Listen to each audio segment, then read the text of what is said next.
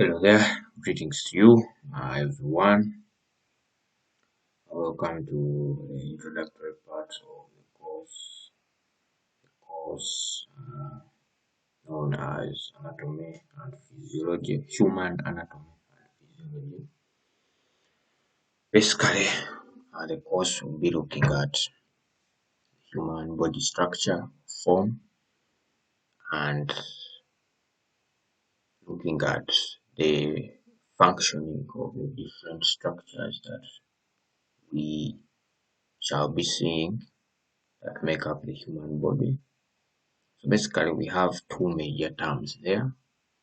The first term being anatomy, which is the study of structure and form of living organisms. But in this case, we are considering the human being, the human body. So we shall be looking at a study that deals with uh, form and structure of the human body. And then the other major term is physiology, where we shall be looking at how the different uh, organs of the body be functioning, how do they function in the body. So that is the physiological part of the course. So we shall be looking at these terms moving hand in hand. Look at the structure, study its form, whether in the microscopic terms or macroscopic terms, and then we study the different uh, aspects of its functioning, which we call physiology of that particular body part, which might be an organ, a tissue, or system. So basically, those are the two major terms that we shall be expounding about. So the divisions of anatomy are basically three. We have gross anatomy, we have uh, gross anatomy. You may also call it macroscopic anatomy. So here in gross anatomy, we study the structure and form of the body, but using our naked eyes. We don't need any gadget to aid us in studying the structure and form of a particular part of the body. So that is the first division of anatomy, using our naked eyes, based on what you see by your naked eyes. The other division is histology, which we may also call microscopic anatomy. There we need gadgets that will aid us in the studying of particular body parts. Some of the gadgets are the microscope. So we study particular parts of the body, the particular structural components, the forms of those parts, but using the help of gadgets such as microscope. For example, the human cell, the intracellular components may not be seen by the naked eye. They will not be seen if we are using the approach of gross anatomy, but we shall see them if we have help from some gadgets, for example, microscope. So that is something about that division, that other division of anatomy, which we call histology or microscopic anatomy. The other division is embryology, and you may also call that developmental anatomy. We study the structure and form of the human body or a particular part of the human body, but relating it to a particular stage of the development of this body, this organism. So, for example, I have several stages of development uh, as our bodies develop or mature. into those forms that we refer to as the adult forms. We have several stages that we undergo. So we start from fertilization, then we go to formation of an embryo, then an embryo develops into a fetus. The fetus later on develops into a neonate, newly born, and then that newly born develops into an infant. Infant develops into a child, then a child into an adolescent. The adolescent stage leads us into the adulthood stage, where we shall find other stages of adulthood. For example, young adults, middle-aged adults, and then those that you may call the elderly. So we have several stages of development that our bodies undergo. So that division of anatomy deals with those stages, looking at particular changes that occur in the structure and form of particular body organs. So that is something about development of anatomy. To look at an introduction about the organization of living organisms. Living organisms are basically organized into four major categories. That is the cellular level. So we have cells there, living organisms that are stop at that stage or level. So their life rotates around that cellular level. So, but there are those that go ahead to form tissues. So a tissue is a collection of the cells that are similar in nature, usually in origin and structure. And then those similar cells perform a particular specific task that is provided to them or that is required of them.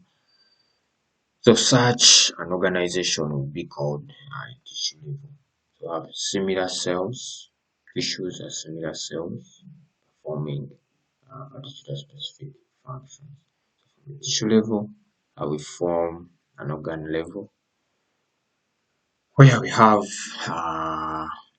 a group of tissues that may be even different in terms of origin and structure, but they perform functions that are coordinated with one another so that they fulfill particular outcomes. So that is the organ level, a group of tissues performing uh, coordinated functions because those tissues will be performing several functions, but all those functions aim at a particular outcome at that organ level.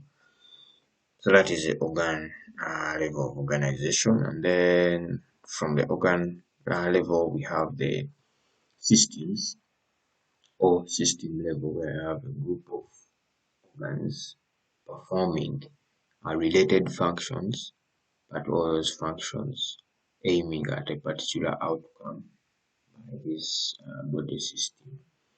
So you have a group of organs there performing related and coordinated functions for the organism.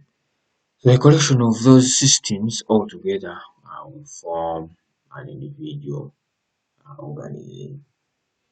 So those are the levels of organization in living organisms. And the definition of cell and tissue has been provided along with here, where a cell, we're defining it as a basic structure and functional unit in living things. The key terms to note there, we have structure and functional. Those two terms there, structure and function.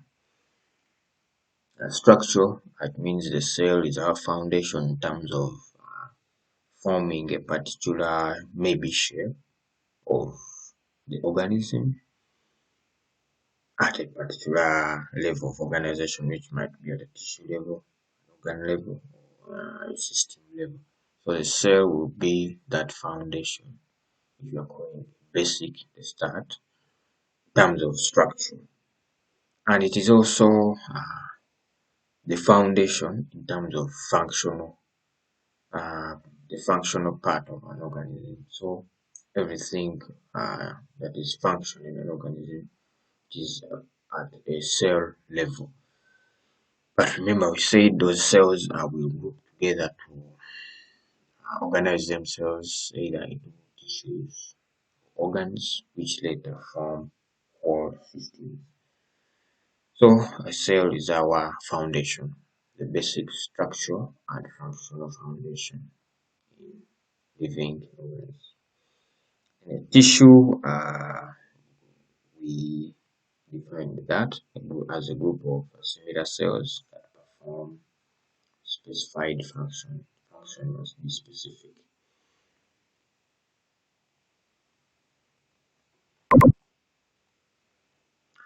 And then something about body tissues, an introduction. We basically have four types of body tissues in the human body. We have the connective tissue, the epithelial tissue, muscle tissue, and nervous. We have connective, epithelial, muscle, and nervous. Those are the four major types of body tissues. This blood tissue is part of the connective tissue, as we shall be seeing later on in the series of our course. So there are basically four types of tissues. We shall be looking at their structural arrangements, different types of those tissues, subtypes of these four major types, and then their functions. So how their arrangement, uh, the types, and then their functions, and where they are located in the body.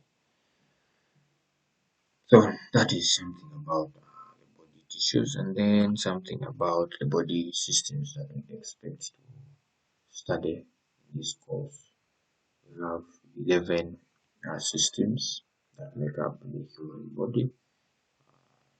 Some literature may classify them as 12 systems because they will divide the muscular and the skeletal systems into separate systems. You have the muscular system and the skeletal system.